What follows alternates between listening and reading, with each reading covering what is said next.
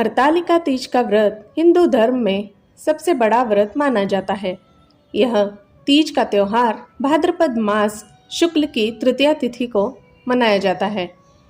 कथा के मुताबिक भगवान शिव ने पार्वती जी को उनके पूर्व जन्म का स्मरण कराने के उद्देश्य से इस व्रत के महात्म्य की कथा कही थी। श्री भोले शंकर बोले, हे गौरी, पर्वतराज हिमालय पर स्थित गंगा के तट पर तुमने अपनी बाल्यावस्था में 12 वर्षों तक अधोमुखी होकर घोर तप किया था।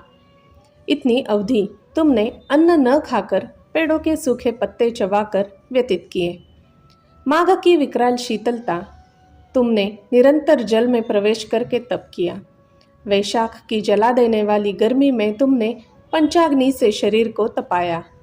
श्रावण की मुसलधार वर्षा में खुले आसमान के नीचे बिना अन्न जल ग्रहण किए समय व्यतीत किया।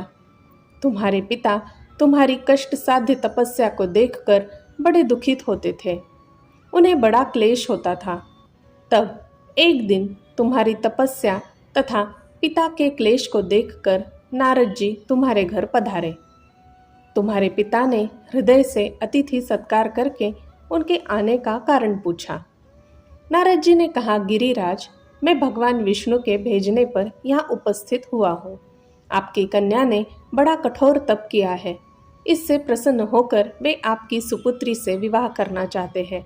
इस संदर्भ में आपकी राय जानना चाहता हूँ। नारद जी की बात सुनकर गिरिराज गदगद हो उठे। उनके तो जैसे सारे क्लेश ही दूर हो गए। प्रसन्न चित्त होकर वे बोले, श्रीमान, यदि स्वयं विष्णु मेरी कन्या का वरण करना चाहते हैं तो भला मुझे क्या आपत्ति हो सकती है। वे तो साक्षात ब्रह्म है। हे महर्षि, यह तो हर पिता की इच्छा होती है कि उसकी पुत्री सुख संपदा से युक्त पति के घर की लक्ष्मी बने।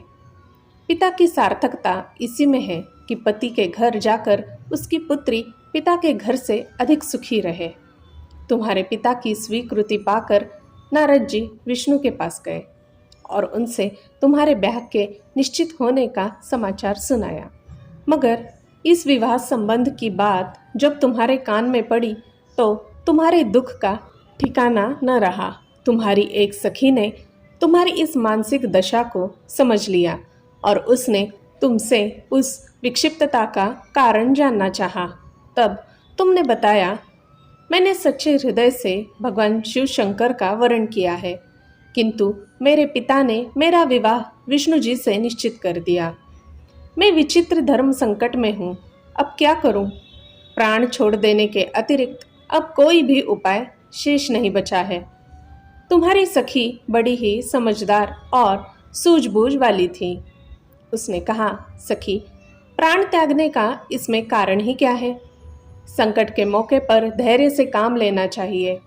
नारी के जीवन की सार्थकता इसी में है कि पति रूप में हृदय में जिसे एक बार स्वीकार कर लिया, जीवन पर्यंत उसी से निर्वाह करे।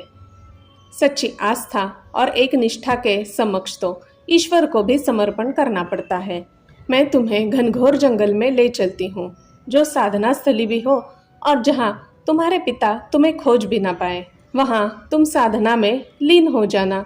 मुझे विश्वास है कि ईश्वर अवश्य ही तुम्हारी सहायता करेंगे। तुमने ऐसा ही किया। तुम्हारे पिता तुम्हें घर पर न पाकर बड़े दुखित तथा चिंतित हुए। वे सोचने लगे कि तुम जाने कहाँ चली गई। मैं विष्णु जी से उसका विवाह करने का प्रण कर चुका हूँ। यदि भगवान विष्णु बारात लेकर आ गए और कन्या घर पर न हुई तो बड़ा अपमान होगा। मैं तो कहीं मुंह दिखाने के योग्य भी नहीं रहूँगा। यही सब सोचकर गिरिराज ने जोर शोर से तुम्हारी खोज शुरू करवा दी। इधर तुम्हारी खोज होती रही और उधर तुम अपनी सखी के साथ नदी के तट पर एक गुफा में मेरी साधना में लीन थी। भाद्रपद शुक्ल तृतीया को हस्त नक्षत्र था। उस दिन तुमने रेत के शिवलिंग का निर्माण करके व्रत किया। रात भर मेरी स्तुति के गीत गा कर जागी। तुम्हारी इस कष्ट साध्य तपस्या के प्रभाव से मेरा आसन डोलने लगा।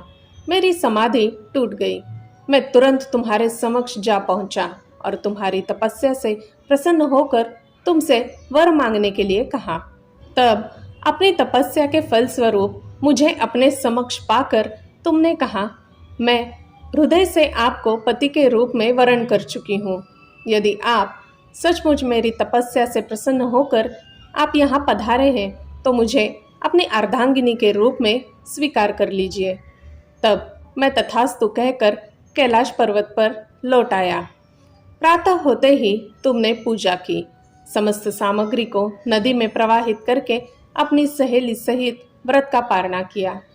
उसी समय अपने मित्र बंधु व दरबारियों सहित गिरिराज तुम्हें खोजते खोजते वहां आ पहुंचे और तुम्हारी इस कष्ट साध्य तपस्या का कारण तथा उद्देश्य पूछा। उस समय तुम्हारी दशा को देखकर गिरिराज अत्यधिक दुखी हुए और पीड़ा के कारण उनकी आंखों में आंसू उमड़ आए थे। तुमने उनके आंसू पोंछते हुए विनम्र स्वर में कहा, पिताजी, मैंने अपने जीवन का अधिकांश समय कठोर तपस्या में बिताया है। मेरी इस तपस्या का उद्देश्य केवल यही था कि मैं महादेव को पति के रूप में पाना चाहती थी। आज मैं अपनी तपस्या की कसौटी पर खरी उतर चुकी हूँ। आप क्योंकि विष्णु जी से मेरा विवाह करने का निर्णय ले चुके थे, इसलिए मैं अपने आराध्य की खोज में घर छोड़कर चली गई। अब मैं आपके साथ इसी शर्त पर घर आऊंगी कि आप मेरा विवाह विष्णु जी से न करके महादेव जी से करेंगे। गिरिराज मान गए और तुम्हें घर ले गए। कुछ समय के पश्चात शास्त्रोक्त विधि विधान पूर्वक उन्होंने हम दोनों को विवाह सूत्र में बांध दिया।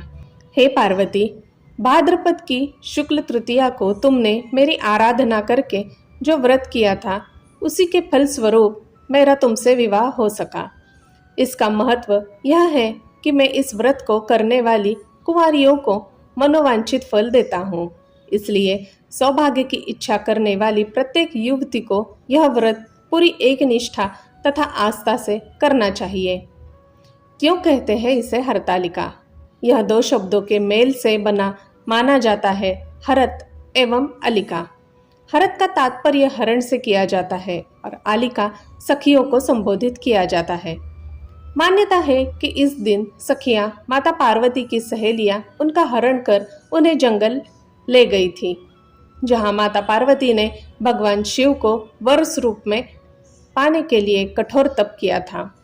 तृतीया तिथि को तीज भी कहा जाता है।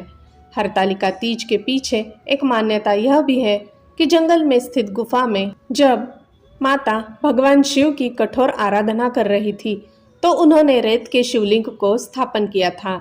मान्यता है कि यह शिवलिंग माता पार्वती द्वारा हस्त नक्षत्र में भाद्रपद शुक्ल तृतीया तिथि को स्थापित किया था। इसी कारण इस दिन को हरियाली तीज के रूप में मनाया जाता है। जय भोलेनाथ। धन्यवाद। दोस्तों, मेरी सुनाई कहानियाँ अगर आपको अच्छी लगती हो तो मैं आपसे अनुरोध करती हूँ कि कृपया मेरे इस चैनल को एक लाइक, शेयर और सब्सक्राइब ज़रूर कीजिएगा। धन्यवाद।